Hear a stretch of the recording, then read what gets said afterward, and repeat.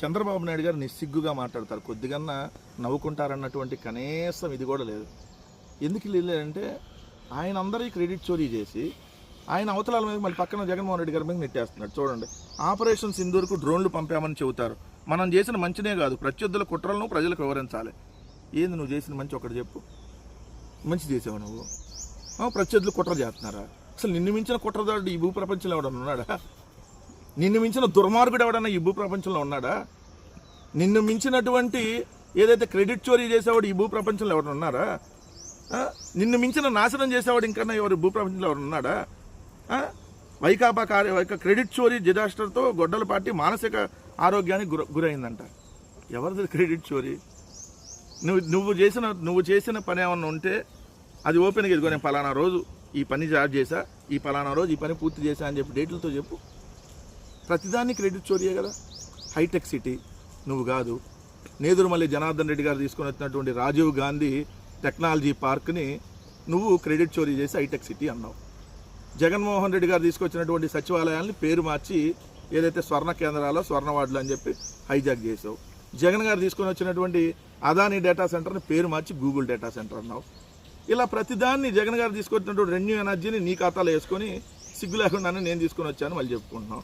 ఇలా జగన్ గారు తీసుకొచ్చిన అమ్మఒడికి పేరు మార్చి ఏదైతే తల్లికి వందనం అన్నావు.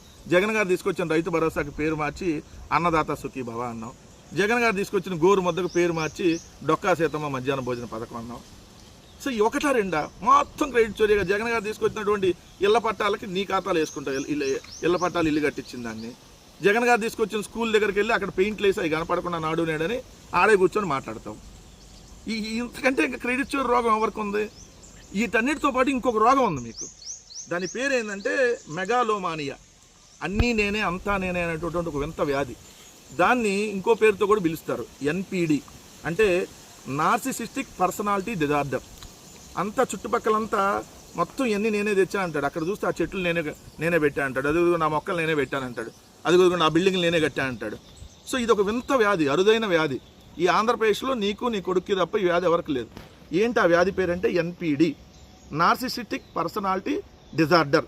దీన్ని మెగాలోమానియా అని కూడా అంటారు. మెగాలోమానియా లేదంటే నార్సిసిస్టిక్ పర్సనాలిటీ డిజార్డర్. తీవ్రమైన అహంకారం ఉంటుంది వీళ్ళకి. నీకు నీ కొడుకు ఎంత ఉందో అలానే. మరియు తీవ్రమైన భ్రమలో ఉంటారు. తాను దేవుడిలాగా తన చుట్టూ ఉన్నాయన్నీ వాళ్ళే అన్నీ క్రియేట్ చేసినట్టుగా ఈ భ్రమలో బతుకుతూ ఉంటారు. ఆ భ్రమలో నువ్వు నీ కొడుకు అంటే చంద్రబాబు కొడుకు లోకేష్ బతుకుతూ ఉన్నారు. మీ మానసిక స్థితికి మీ మానసిక వ్యాధికి ఆంధ్రప్రదేశ్లో కాదు భారతదేశంలో కూడా దీనికి